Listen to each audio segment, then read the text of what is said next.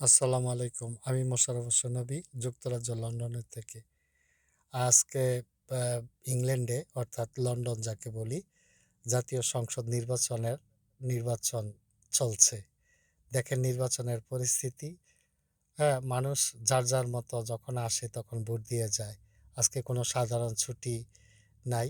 Bank, office, আদালত, school, college, university কিছুই বন্ধ নাই।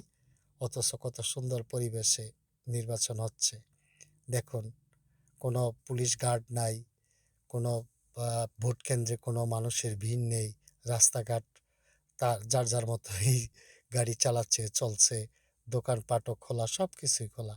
দেখেন কত সুন্দর লাগছে। অথচ আমরা আমাদের দেশে নির্বাচনগুলা করি কেমন? হই হাল্লা থাকে, মানুষের কত সুরাহা থাকে। দেখুন, আল্লাহ হাফেজ। ভালো থাকুন। আসসালামু আলাইকুম।